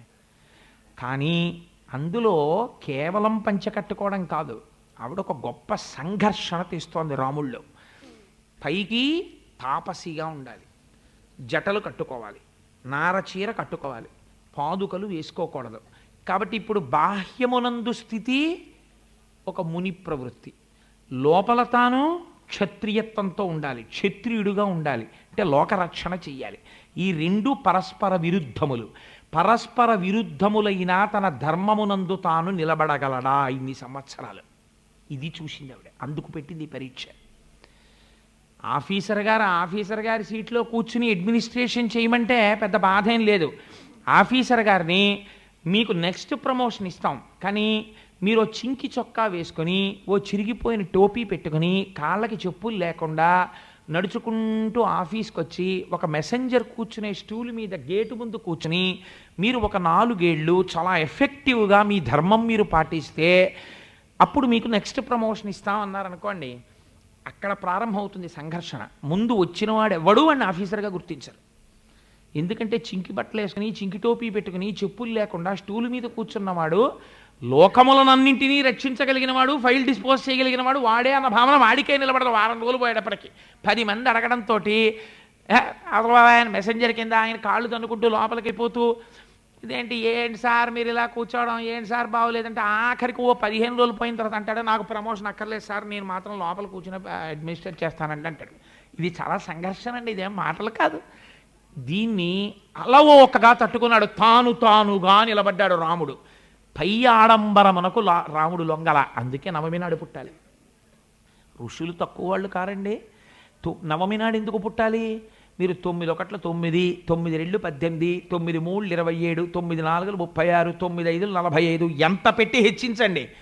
9 2 18, 8 1 9, 9 3 27, 7 2 9, 9 4 36, 6 3 9, 9 5 45, 5 4 9 ఎంత హెచ్చించినా మళ్ళీ 9కే వచ్చేస్తుంటుంది. మీరు ఏం చేసేసినా ధర్మంలోకే వచ్చేస్తుంటాడు. అన్నీ కట్టకట్టుకుని సముద్రంలో పోనివ్వండి, తను ధర్మానికి నిలబడిపోతాడు. ధర్మాన్ని సముద్రంలో బారేసి తాను మాత్రం సుఖపడ్డాడు, ఎవరిని రక్షించాడు. ధర్మాన్ని రక్షిస్తాడు, అనుషంగికంగా రక్షణ జరిగిపోతుంది. ధర్మాన్ని భ్రంశం చెయ్యడు, తాను రక్షింపబడిపోతాడు. ఇది రాముడు నడిచాడు, నీకు నడవడం చూపించాడు. మీకు ఒక గొప్ప సంఘర్షణ చూపిస్తాను. మరునాడు పొద్దున్న దశరథ మహారాజు గారు అంతఃపురానికి వచ్చాడు. ఆవిడంది నువ్వు వెళ్ళిపోవాలా అరణ్యానికి అంది. అంటే ఆయన అన్నాడు వెంటనే ఏమనాలి? అసలు మామూలుగా మీరు ఆలోచించండి, రాముడో మాట అడగాలి. అదేంటమ్మా ఇలా ఎందుకు అడిగావు నువ్వు 2 వరాలు? నాన్నగారు ఇచ్చారా? ఇవి నీకు ఇప్పుడు ఎందుకు జ్ఞాపకం వచ్చాయి? అలా అడగాలని ఎందుకు అనిపించింది? రూల్స్ పర్మిట్ చేస్తాయా? నేను పెద్దవాడిని కదా, అలా నేను వెళ్ళిపోవచ్చా? వశిష్ఠుడిని ఒకసారి సంప్రదించారా అని కొంచెం ముఖం ఎర్రగా అయిపోయి అంత గబుక్కుని నేను చెప్పలేని ఈ విషయం సీతతోటి లక్ష్మణుతోటి మాట్లాడి నేను ఏ విషయం చెప్తాను. నాన్నగారు ఎవరమ్మా అలా అనడానికి? ఎందుకు అలా అన్నారు? సాధారణంగా నన్ను అలా అనరే, అలా అనాలంటే ఏదో జరుగుంటుంది. రాత్రంతా ఎక్కడున్నారు? నీ దగ్గరే కదా ఉన్నారు. నువ్వు 2 వరాలు ఎందుకు అడిగావు? ఇన్ని ప్రశ్నలు వేయాలి. ఈయన ఇవేం ప్రశ్నలు లేదు, ముఖం వైక్లభ్యం పొందలేదు. అంటే ఆయన ఎప్పుడు దేని యందు ఉంటాడు? ధర్మమునందు ఉంటాడు. రాత్రి రాజ్యం ఇస్తాన్నాడు, నేను అడిగానా? ఇవాళ పిలిచి రాజ్యం వద్దు అడవికి బాగున్నాడు, నేను అడిగానా? ఆయన ఏది చెప్తే చేయడం నా ధర్మం అంతే. అడవికి వెళ్ళిపోతే నాకెందుకు, సింహాసనం మీద కూర్చుంటే నాకెందుకు, 2 నాకు ఒకటి. ఇది ఆయన ఎలా చెప్పాడో తెలుసా అండి? నహమర్థపరో దేవీ లోకమావస్తు ముత్సహే విద్ధిమాం ఋషిభి తుల్యం కేవలం ధర్మమాస్థితం. అది అండర్లైన్ చేయవలసిన వర్డ్. అమ్మా నేను ఋషిని, నాకేం కావాలో తెలుసా? నాకు ధనం అక్కర్లేదు, రాజ్యం అక్కర్లేదు, నాకు ధర్మం కావాలి. ఏది ధర్మం? తండ్రిని సత్యమునందు నిలబెట్టడం ధర్మం కొడుకుగా. అందుకని తండ్రి సింహాసనం పుచ్చుకోమంటే పుచ్చుకుంటాను, అడవికి వెళ్ళిపోమంటే వెళ్ళిపోతాను, అగ్నిలో దూకమంటే దూకేస్తాను. ఆయన అడవికి వెళ్ళిపోమన్నాడు, వెళ్ళిపోతాను, నాకేం బెంగలేదు. కానీ నాకేమిటో తెలుసా కావాలి ఇప్పుడు? ఒక్కసారి నాన్నగారికి దండం పెట్టాలి. పొద్దున్నే కదా నాన్నగారి దగ్గరికి వచ్చాను, వారికి నమస్కారం పెట్టకుండా వెళ్ళిపోకూడదు. ఆయన నా పట్ల కొంచెం కష్టమైన మాట అన్నారు కాబట్టి నేను నమస్కరించకుండా వెళ్ళిపోతే నా సంస్కృతి పోయినట్టు. ఒక్కసారి నమస్కరిస్తానమ్మా నాన్నగారు ఏది అని అడిగాడు. మీ నాన్న బెంగ పెట్టుకున్నాడు, నువ్వు వెడతావో వెళ్ళవో అని, నువ్వు వెళ్ళిపోతే తప్ప అన్నం నీళ్లు ముట్టుకోనని ప్రతిజ్ఞ చేశాడండి. ఇప్పుడే నారచీరలు కట్టుకొచ్చేస్తానమ్మా అని వెళ్ళాడు. ఎంత ధర్మం చూడండి రామచంద్రమూర్తి అంటే. సరే అక్కడ నెగ్గాడు ధర్మంలో. చాలా సంక్లిష్టమైన పరిస్థితిలో, సంక్లిష్టమైన పరిస్థితి అని మీరు ఎలా నిర్ణయించగలరు? మీ మాట చేత. ఒక్క మాట ఎక్కువ రాముడు మాట్లాడాడు అనుకోండి, అంతే ధర్మం తప్పిపోయాడు, అంతే. ఇది ఎలా జరిగింది అని అడిగాడు అనుకోండి, పోయింది అంతే ధర్మం. ఎలా అయితే నీకెందుకు, మీ నాన్న చెప్పిన మాట నీకు అక్కర్లేకపోయింది. అలా రాముడు ఉండగలగాలి, అలా వాల్మీకి చూడగలగాలి, అలా రచించగలగాలి. 3 జరిగిన అద్భుతం రామాయణం. అది చదవడం, చదువుకునే అదృష్టం కలగడం ఈ జాతి వాళ్ళకు కలిగినటువంటి భాగ్యం. దాన్ని వదులుకున్నవాడు హీనుడు రామాయణం చదవకపోతే. అందుచేత వెళ్ళిపోయాడు అరణ్యవాసానికి. వెళ్ళిపోతే గమ్మత్తు జరిగింది. ప్రపంచంలో అన్నయ్య నాన్నగారు పోయిన తర్వాత నాకు కొంచెం చిన్నవాడిని కదన్నయ్య, నాకు ఇది అన్నయ్య అని అడిగే తమ్ముడు ఉంటాడు. లేకపోతే ఒరే పెద్దవాడిని కదరా, నేను పూజ చేసుకోవాలి, పూజ గదికేమో గది పోయింది, నేను మీ వదిన ఎక్కడ పడుకుంటానరా, అందుకని మాకు ఇంకో గది కావాలని ఏదో వంక పెట్టి అడిగి అన్నగారు ఉంటాడు. నాకొద్దంటే నాకొద్దని ధర్మాలు చెప్పిన అన్నదమ్ములు రామాయణంలో రాముడు భరతుడు. పరిగెత్తుకుంటూ అరణ్యానికి వెళ్ళిపోయాడు భరతుడు. వెళ్ళిపోయేటప్పుడు ఎన్ని కష్టాలు పడ్డాడో మీరు విన్నారు రామాయణం విన్నప్పుడు. ఆ వెళ్ళిపోవడంలో ఒక గమ్మత్తు జరిగింది. ఎందుకు వెళుతున్నావు అని అడిగారు. అడిగితే రామవియోగము చేత నాకు శోకము కలిగిందన్నాడు. నాకు అక్కర్లేని సంపద నాకు వస్తే నాకు శోకము కలిగిందన్నాడు. ఈ మాట ఎవరంటారు చెప్పండి? ఇది పరద్రవ్యానిలోష్టవత్ ఋషులు చెప్పారు. నాకు కానిది, నాకు చెందనిది, నేను అనుభవించకూడనిది, నేను పరిపాలింపకూడనిది నాకు సంక్రమించింది, దాన్ని నేను వదిలించేసుకోవాలి. రాతిని మెడకు కట్టుకు తిరిగిన వాడిని చూసి లోకం పిచ్చివాడంటుంది, లోభత్వం కలిగిన వాడంటుంది, రాళ్ళు దాచాడంటుంది. నాది కాని రాజ్యం అది, అది రాముడు పరిపాలించవలసింది. నాకెందుకు వచ్చింది? నాకు అక్కర్లేదు, నేను దీన్ని వెంటనే వదిలేయాలి, రాముడి దగ్గర పెట్టేయాలి. ఇలా నువ్వు పరితపించగలవా? భరత పాత్ర చూసి నీకు కానిది నీకు వస్తే, అయ్య బాబోయ్ నాకు ఎందుకంటే బాబు మీది మీరు తీసేసుకోండి, నాకు అక్కర్లేదని నమస్కారం పెట్టి వదిలిచేసుకుని నా స్నానం చేసేసి అయ్యా అని హాయిగా నీ పూజా మందిరంలో నువ్వు కూర్చోగలవా? వదులుకుని తృప్తి పడగలవా? నొల్లుకుని తృప్తి పడతావు కానీ అధర్మంగా. వదులుకోవడంలో గొప్పతనం ఏమిటో రామాయణం చూపించింది. చాగే నైకే అమృతత్వ మానసో. వదులుకోవడానికి పరిగెత్తాడు భరతుడు. పరిగెడితే రాముడు భరతుడు ఇద్దరు ఎదురెదురుగుండా కూర్చున్నారు. కూర్చుంటే ఇప్పుడు రాముణ్ణి రాజ్యం తీసుకోమని ఎంతమంది చెప్పారో తెలుసా అండి? ఇది ఒక గొప్ప సంఘర్షణ. అక్కడ వదిలేయడం ఎంత సంఘర్షణో ఇక్కడ వద్దనడానికి అంత సంఘర్షణ వచ్చింది రాముడి జీవితంలో. అంత తేలిక కాదండి పరద్రవ్యాని లోష్టవత్ అంటే. నువ్వు సొమ్ముకు ఆశపడకు అంటే రామాయణం జీర్ణమైన వాడు మాత్రమే అలా నిలబడగలడు, అందరూ నిలబడలేరు. నాది కానిది నాకెందుకు, నాకు అక్కర్లేదండి, నాకు ఈశ్వరుడు ఇచ్చిన దాంతో నేను తృప్తిగా ఉండగలను అని ధైర్యంగా ప్రకటించడానికి, ఆ ధృతి లోపల పెరగడానికి, నాకు ఈశ్వరుడు ఏది అనుగ్రహించాడో అది నాకు కోటి, నాది కానిది, నాకు అక్కర్లేనిది, నా అంత నేను ప్రయత్నించి ఎక్కడి నుంచో ఎవన్నో దేవురించి తెచ్చుకోవలసిన అవసరం నాకు లేదు అని తాను నిలబడగలిగిన ధైర్యం రామాయణంలోంచి వస్తుంది. చూడండి, రాముడు అంటాడు నాకొద్దు రాజ్యం. దశరథ మహారాజు గారు మాటిచ్చాడు కైకమ్మకి, 14 ఏళ్ళు అడవికి వెళ్ళిపోయింది, నన్ను పంపిస్తానన్నాడు. అందుకుని నేను వచ్చేసాను. 14 ఏళ్ళు దూరంగా ఉండమన్నాడు, 14 ఏళ్ళు నేను అడవిలో ఉంటాను కాబట్టి నేను రాను. ఇదే సమయానికి భరతుడికి పట్టాభిషేకం జరగాలని అడిగాడు నాన్నగారు. ఇప్పుడు ఈ రెండో మాట నిలబెట్టవలసింది ఎవరు? నేను కాదు, నువ్వు. పితృవాక్య పరిపాలన నాకెంతో, పితృవాక్య పరిపాలన నీకంత. అభిషేకం ఎవరు చేసుకోవాలి? నువ్వు చేసుకోవాలి. నువ్వు చేసుకో అభిషేకం. నేను మాత్రం రాను రాజ్యానికి. అంటే భరతుడు అంటాడు, ఇంకొక ధర్మం ఉంది, పితృవాక్య పరిపాలన నేను నిలబెట్టడం కాదు, పెద్దవాడు ఉండగా నేను ఎలా పట్టం కట్టుకుంటాను? పెద్దవాడివై పుట్టిన కారణం చేత ఇది ఎప్పుడు నీదే, అందుకని నీది నేనుగా ఎలా పట్టాభిషేకం చేసుకుంటాను? అప్పుడు నేను దొంగనైపోతాను, నాకొద్దు, నేను చేసుకోను, అది అధర్మం, అందుకని నేను పుచ్చుకోను అన్నాడు. అంటే ఇప్పుడు పెద్ద ధర్మ సంక్లిష్టం వచ్చింది. వెనక్కొచ్చి రాజ్యం పుచ్చుకోవాలా, పుచ్చుకోకుండా ఉండడం ధర్మమా? అదేమంత తేలిక విషయం కాదండి. మీరు తీర్పు చెప్పండి చూస్తాను, అదంత తేలిక విషయమా? ఇప్పుడు ఎవరు చెప్పాలి? ఆల్ రైట్, వరం అడిగింది ఎవరు? పోని దీనికి అంతటికీ కారణం ఏమిటి? కైకమ్మ. నాకొద్దు, ఈ రాజ్యం అసలు నిజంగా రాముడికి వెళ్ళాలి. అక్కడ వరకు ఆవిడ కూడా అంగీకరించింది దశరథుడి దగ్గర. రాముడికి వెళ్ళవలసిన రాజ్యం, అందుకే కదా నవపంచచ వర్షాణి దండకారణ్యమాశ్రిత చీరాజన జటోధారి రామో భవతు తాపస అభిషేక సమారంభో రాఘవస్యోపకల్ప్యతాం అనేనైవాభిషేకేన భరతోమిభిషిచ్యతాం. ఇదే ముహూర్తానికి భరతుడికి పట్టాభిషేకం జరగాలి. ముహూర్తం అన్నది తారాబలం చంద్రబలంతో పెడతారు. తారాబలం చంద్రబలంతో అడగలేదు, అక్కసుతో అడిగింది. ఈ ముహూర్తం, రాముడి ముహూర్తం భరతుడికి ఎలా చెల్లుతుంది? నా కొడుక్కి పట్టాభిషేకం జరగాలి అని అడిగింది. చెయ్యవలసిన వాడు లేడు, ఉత్తమగతులకు వెళ్ళిపోయాడు. ఇప్పుడు ఎవరు పుచ్చుకోవాలి? తనంత తాను చేసుకోవాలి, లేకపోతే పెద్దలు చెయ్యాలి. ఇప్పుడు చెయ్యవలసిన పెద్దలు ఏమన్నారు? వశిష్ఠుడు చేసుకోమన్నాడు. నాకు అక్కర్లేదన్నాడు భరతుడు. పరీక్ష చేశాడు భారద్వాజుడు, నిలబడ్డాడు నాకు అక్కర్లేదని. అన్నగారి దగ్గరికి వచ్చాడు.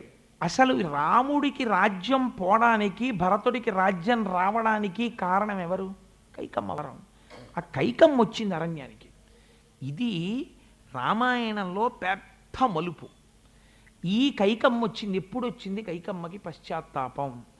ప్రతి స్త్రీ నేర్చుకోవలసిన ఒక గొప్ప ధర్మాన్ని రామాయణం ఈ సందర్భంలో పెట్టేసింది తీసుకొచ్చి.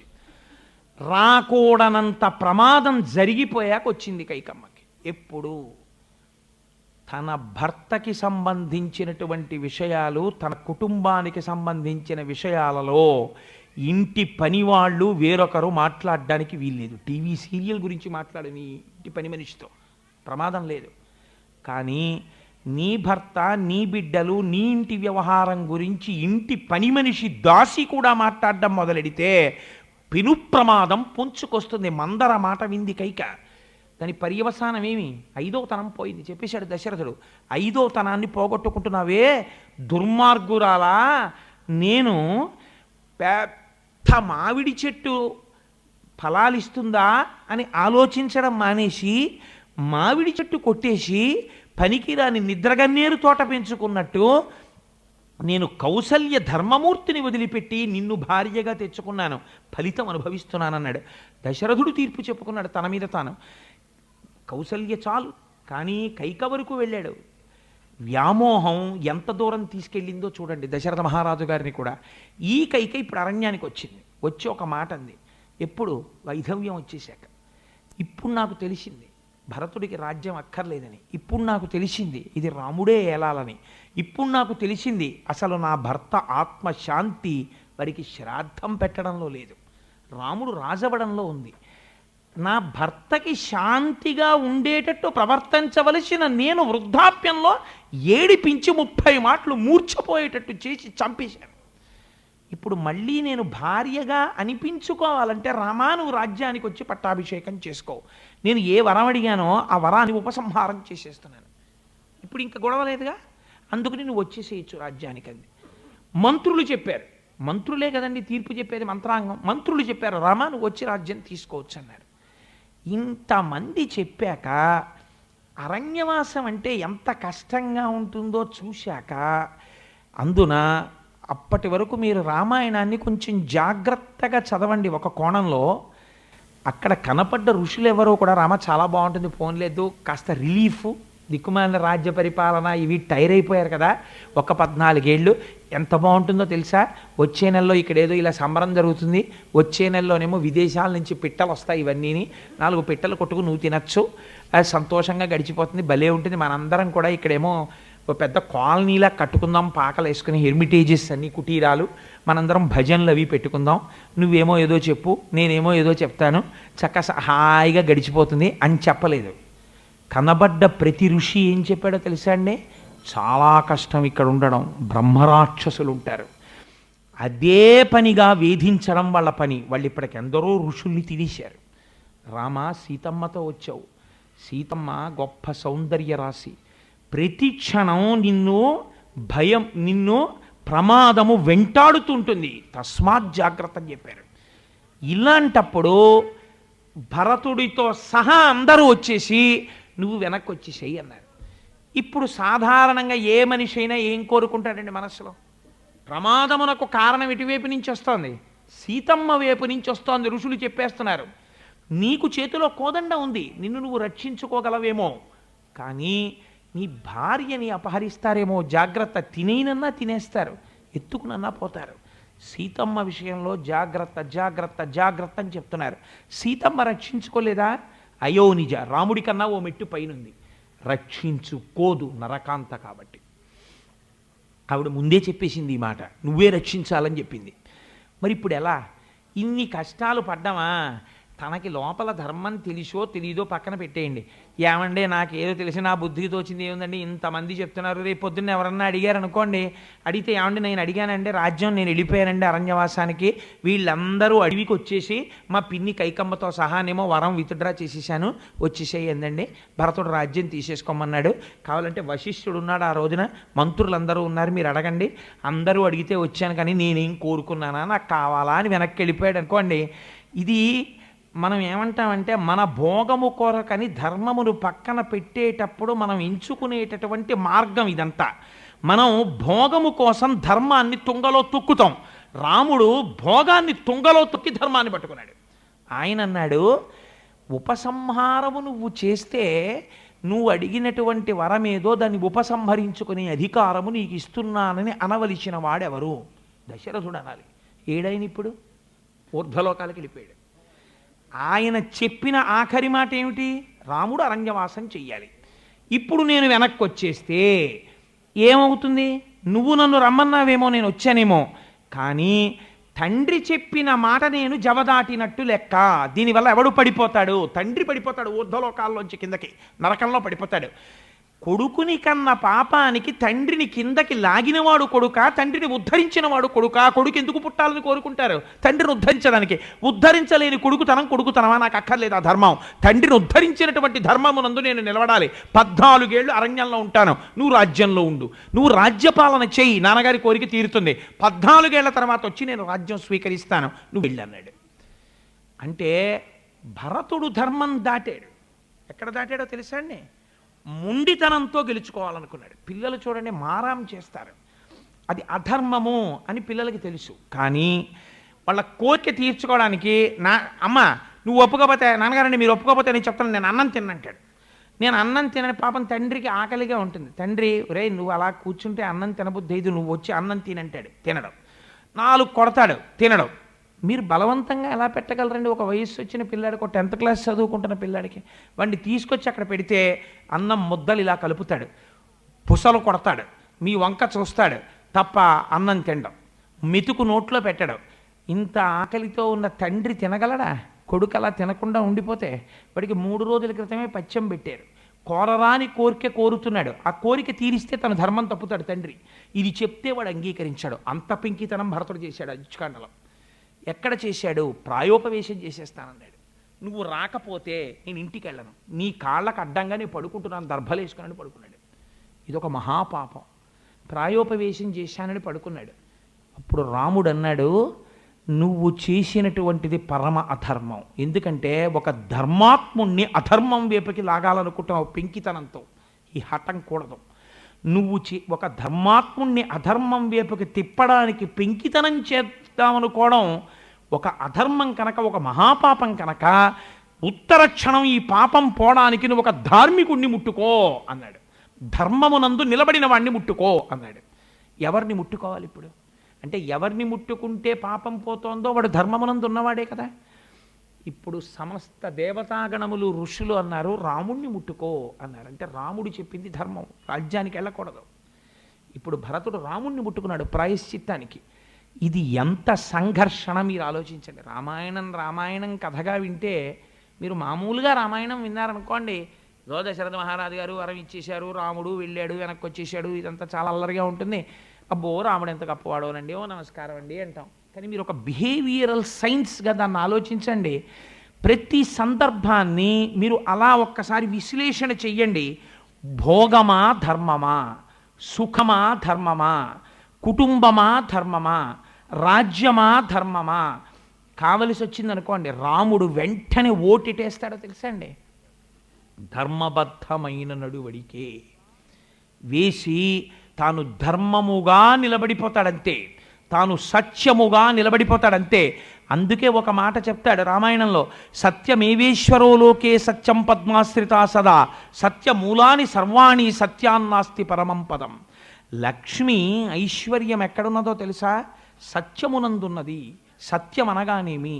మార్పు లేక సర్వకాల సర్వావస్థల యందు ఉండునదేదో అది సత్యము. ఆ సత్యము ఈశ్వరుడున్నాడు.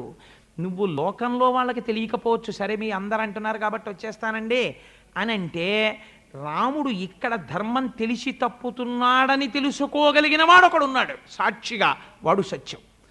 ఆ సత్యము లక్ష్మి. నేను ఆ సత్యాన్ని అతిక్రమించి ఆ ఈశ్వరుడు చూడలేదనుకుని ధర్మం తప్పేస్తే, లేదా ఈశ్వరుడు చూస్తున్నాడని తెలిసి కూడా ధర్మం తప్పేస్తే, చారిత్రమేవ వ్యాఖ్యాతి వీరం పురుషమానినం, నడువడి ప్రధానమైపోయి కూర్చుంటుంది. ఇప్పుడు ఇదొక బ్యాడ్ ప్రిసిడెంట్. లోకమంతా ఏమంటుందంటే, రాముడు ఆనాడు చేసినది మేము చేస్తున్నాం, ఎందుకు చేయకూడదని చేస్తుంది. కాబట్టి ధర్మాధర్మ విచక్షణకు ఫలితమేమి? మీ నడువడియే. నడువడిని బట్టి లోకం నడుస్తుంది, పెద్దల నడువడిని లోకము అనుసరిస్తుంది. అందుకని నేను అలా ప్రవర్తించను, నాకు ప్రవర్తన ముఖ్యం. ధర్మం తెలియడం ఒకెత్తు, కానీ తెలిసిన ధర్మాన్ని తన వాక్ పటిమ చేత తిమ్మిని బంబిగా చేయడం ఒకెత్తు. పోతన గారు వాత పెడతారు, జ్ఞాన కలునిలోని శారదయువోలే. వాడు వాదన ఉన్నది, వాడికి వాదనా నైపుణ్యం ఉంది కాబట్టి వాడు అపరాధి, దోషం చేసిన వాడు అని సుప్రీంకోర్టు చెప్పినా పదవి పట్టుకుని వేలాడగలడు. ఎందుకు వేలాడగలడు? వాడికి ధర్మం అక్కర్లేదు కాబట్టి. వాడికి ధర్మం కావాలి, ఉత్తర క్షణం వెళ్ళిపోతాడు. లాల్ బహదూర్ శాస్త్రి గారిలా రిజైన్ చేసి కారు ఎక్కకుండా నడిచి వెళ్ళిపోతాడు. I'm not in the post, నేను ఇప్పుడు రైల్వే మినిస్టర్ని కాను, నాకెందుకు రైల్వే మినిస్టర్ ఎక్కే కారు?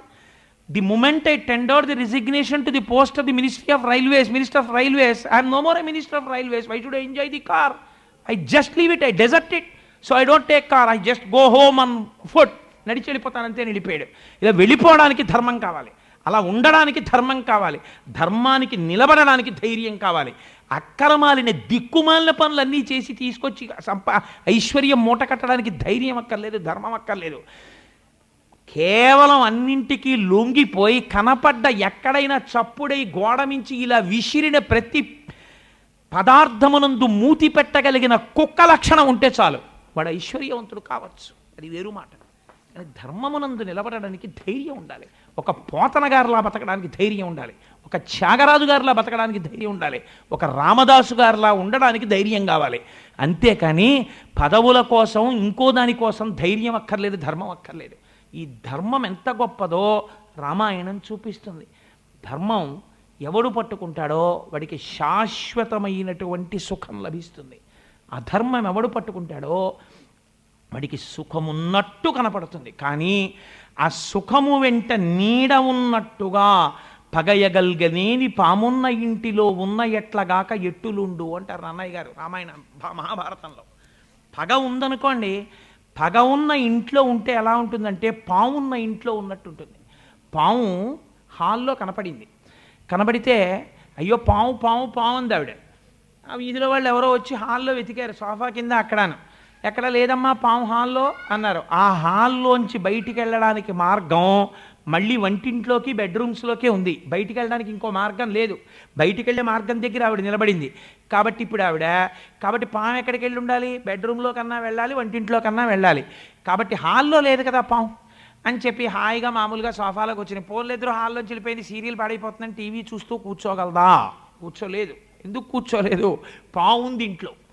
అది బెడ్రూమా, కిచెనా, హాలా వదిలిపెట్టేయండి, పాము ఉందా లేదా? పాము ఉంది కాబట్టి భయం ఉంటుంది. అలా ఎక్కడ అధర్మంతో కూడిన ఐశ్వర్యమున్నదో, ఎక్కడ అధర్మముతో కూడిన భోగమున్నదో అక్కడ నిరంతరము భయము వెన్నంటి నడుస్తూనే ఉంటుంది. మనకి మేడ కనపడుతుంది, మనకి ఆయన ఎక్కిన కారు కనపడుతుంది, మనకు ఆయన సుఖపడుతున్నట్టు కనపడుతుంది, కానీ ఆయన ఎప్పుడూ భయపడుతూనే ఉంటాడు. ఎందుకంటే ఆయన అధర్మం ఆయన్ని భయపెడుతూనే ఉంటుంది. ఎవరూ చూడకపోయినా ఈశ్వరుడు ఏ రోజున కొంప ముంచేస్తాడో, దీనికి ఫలితం ఇచ్చేస్తాడో, ఇచ్చేసినాడు ఏమైపోతుందో మీరు భాగవతంలో విందురు. కానీ ధ్రువుడు అంత కష్టపడితే పినతల్లినేం అనలేదు. పినతల్లికి వెళ్ళి నమస్కారం చేశాడు తపస్సు చేసి వచ్చిన తర్వాత. కానీ అనవసరంగా ధ్రువుడి జోలికి వెళ్ళి ఒక్క మాట అన్నందుకు ధ్రువుడి పినతల్లి సురుచి ఏమైపోయిందో తెలుసా అండి? అరణ్యంలో పుట్టినటువంటి కార్చిచ్చు ఎందు ఒళ్ళు కాలి మరణించింది. ఆ సురుచి యొక్క కుమారుడు వేటకి వెళ్ళి యక్షుల చేతిలో సంహరింపబడ్డాడు, పెళ్ళి కూడా అవ్వకుండా. ఎక్కడి నుంచి వచ్చింది ఆ ఫలితం? చేసిన పాపంలోంచి వచ్చింది. పాపం ఎక్కడి నుంచి వచ్చింది? అధర్మంలోంచి వచ్చింది. అధర్మం ఎక్కడి నుంచి వచ్చింది? నీ మనస్సుకి ధర్మమును ఆలంబనంగా ఇవ్వడంలో నీకు ధైర్యాన్ని కోల్పోవడంలో వచ్చింది. ఆ ధైర్యం ఎందుకు కోల్పోయావు? రామాయణాది కావ్య పఠనము శ్రవణము నీకు లేకపోవడం వల్ల వచ్చింది. కాబట్టి మళ్ళీ నిన్ను ధర్మంలోకి ఎవరు తీసుకెళ్ళాలి? వెళ్ళినటువంటి వాడు ఎటువంటి స్థితిని పొందాడో చెప్పిన రామాయణంలోంచి రావాలి. ఇక్కడ మీకు నేను ఒక్క మాట చెప్పాలి. అయితే రాముడు రాజు అయ్యాడు కదండి, రాజు అయిన తర్వాత రాముడు సుఖపడ్డాడా అంటే సీతాపరిత్యాగం చేసిన తర్వాత రాముడు దుఃఖపడ్డాడు, అది వేరు మాట, అది వదిలేయండి. సీతమ్మతో కూడిన రాముడు రాజుగా భోగములను అనుభవించినట్టు మీకు కనపడుతుంది పైకి ఊహిస్తే. కానీ రాముడు అలా ఎప్పుడూ సుఖం అనుభవించలేదు. మీరు కావాలంటే ఉత్తరాఖండ చదవండి. ఎందుచేతో తెలుసా అండి? ప్రతి క్షణం రాముడు మాట చెప్తుండేవాడు. తను కూర్చుని లక్ష్మణుణ్ణి పిలిచి, లక్ష్మణుడు ఎప్పుడు రాముడి పక్కన ఉంటాడు, లక్ష్మణ ఓసారి తలుపు దగ్గరికి వెళ్ళి ఎవరైనా ఉన్నారేమో చూసిరా అనేవాడు. అంటే విసుగొచ్చి లక్ష్మణుడు అన్నాడు ఓ రోజున, అన్నయ్య నువ్వు పరమధార్మికుడవు, ఎక్కడ ప్రభువు ధార్మికుడై ఉంటాడో అక్కడ లోకమంతా సుభిక్షంగా ఉంటుంది. మన రాజ్యంలో నెలకి 3 వానలు పడుతున్నాయి, పంటలు పండుతున్నాయి, అందరూ సుఖశాంతులతో ఉన్నారు, చొరభయం లేదు, పిల్లలు సుఖంగా ఉన్నారు, పెద్దలు సుఖంగా ఉన్నారు, ఏమీ బెంగలేదు అన్నయ్య, అందరూ హాయిగా ఉన్నారు. నువ్వేదో చెప్తున్నావు కదా ధర్మం గురించి అని చెప్పన్నాడు. అంటే రాముడు అన్నాడు, నేను అలా లక్ష్మణ 10 మాటలు ఎందుకు చూడమంటానో తెలుసా? ధర్మం అన్నది చాలా సంక్లిష్టం. ఏ పాత్రని బట్టి ధర్మం అలా మారిపోతుంది. ఇంతకుముందు నేను పుత్రధర్మం పాటించాను, భర్తృధర్మం పాటించాను సీతమ్మ దగ్గర, మీ పట్ల సోదరధర్మం పాటించాను. ఇప్పుడు నేను ఏ ధర్మంలో ఉండాలో తెలుసా? రాజధర్మంలో ఉండాలి. రాజు అంటే ఎవరో తెలుసా? కన్న తండ్రి లాంటివాడు. తండ్రి ఐఏఎస్ ఆఫీసర్ అయ్యి ఉండొచ్చు, సెల్ ఫోన్ కట్టి పడుకోగలడేమో, ఫోను డిస్కనెక్ట్ చేసి పడుకోగలడేమో, వారం రోజుల నుంచి ఇన్స్పెక్షన్లు తిరిగి ఉన్నాను నిద్ర లేదని. కానీ అలా పడుకున్నటువంటి తండ్రి పక్క గదిలోంచి తన కొడుకు నాన్నగారండే అని పెద్ద అరుపరిచాడు అనుకోండి, లేకపోతే అమ్మ బాబోయ్ అని అరిచాడు అనుకోండి, వారం రోజుల నుంచి నిద్ర లేదు, నేను లేచి వెళ్ళను, నువ్వు వెళ్ళి చూడని పడుకుంటాడా? ఎంత ఐఏఎస్ ఆఫీసర్ అయినా లేచి వెళ్ళి ఏమైందో కొడుక్కని పరిగెడతాడంతే. అలా తండ్రి రాజు అంటే ఎవరో తెలుసా? ఇప్పుడు పెద్ద కుటుంబం ఉన్నవాడు, కొన్ని లక్షల మంది నా బిడ్డలు, నేను తండ్రిని, ఏ క్షణంలో ఎవరికి బాధ వచ్చినా ప్రభువు దగ్గరికి వస్తారు. వాళ్ళు వేచి ఉండకూడదు, ప్రభువు వేచి ఉండేటట్టుగా కానీ ఉంచితే ప్రజల్ని ప్రభువు దానికి తిరిగి ప్రాయశ్చిత్తం అనుభవించవలసి ఉంటుంది. నీకు ఒక ఉదాహరణ చెప్తాను లక్ష్మణ, నువ్వు చెప్పడం చాలా తేలిగ్గా చెప్పావు, ఎందుకన్ని మాటలు వెళ్ళమంటావు తలుపు దగ్గరికని. నీకు ఒక కథ చెప్పనా? మన వంశంలో ఉండేవాడు మృగమహారాజు గారని.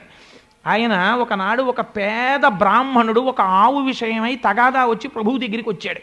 పొద్దున్న వచ్చాడు, సాయంకాలం వరకు లోపలికి పంపించలేదు. అసలు పరిపాలకులు అన్న వాళ్ళందరూ రామాయణం చదువుకోవాలి, చదువుకుంటే తెలుస్తుంది. గ్రీవెన్స్ సెల్ అంటే ఏమిటో, విజిటర్స్ అంటే ఏమిటో, కంప్లైంట్లు అందుకోవడం అంటే ఏమిటో, పబ్లిక్కి అటెండ్ అవ్వడం అంటే ఏమిటో. అందుకని ఆ వచ్చినటువంటి బ్రాహ్మణుల్ని బయట కూర్చోబెట్టాడు. సాయంకాలం వరకు కూర్చున్న బ్రాహ్మణుడు అన్నాడు, ఉదయం వచ్చిన వాడిని సాయంకాలం వరకు కూర్చోబెట్టాడు ప్రభువు, దర్శనం ఇవ్వలేదు. నేను అన్నం తిన్నానో లేదో, సంధ్యావందనం జరుగుతోందో లేదో చూడలేదు. ఈ చూడని వాడు ప్రభువా? వీడికి ఇలా ఇలా తలాడిస్తూ ఎక్కడో కూర్చోవడం అలవాటైంది. ఎక్కువ కదలిక లేకుండా అలా తలాడిస్తూ ఎక్కడో కూర్చోవడం అలవాటైన వాడికి సింహాసనం ఎందుకు, చెట్టు మీద తొండగా ఉంటే చాలు, వీడు ఉత్తరక్షణము తొండగుగాక అని శపించి నాకు రాజదర్శనం అక్కర్లేదని వెళ్ళిపోయాడు. వెళ్ళిపోతే తొండై బయటికి వెడితే జనక మహారాజు గారు ఆయనకి ధర్మాధర్మ విచక్షణ చాలా ఎక్కువ. దశరథ మహారాజు గారు కైకమ్మ యొక్క తండ్రి గారికి మాట ఇచ్చారు, నీ కూలుడికి ఎలా ఇస్తావు రాజ్యం, భరతుడికి రాజ్యం ఇవ్వమంటాడు. అందుకని ఇప్పుడేమో రాముడికి రాజ్యం ఇవ్వడం దశరథుడికి ఇష్టం, పెద్ద కొడుకు సుగుణాభిరాముడు కాబట్టి. పుడతాడని అనుకోలేదు దశరథ మహారాజు గారు, కౌశల్యకి సుమిత్రకి ఎందుకు కైకి పుట్టాడు ఇంట్లో అనుకున్నాడు. తీరా ఇప్పుడు రాముడు పుట్టాడు, అందుకని జనకుడికి చెప్పద్దు అన్నాడు. అది కాదు.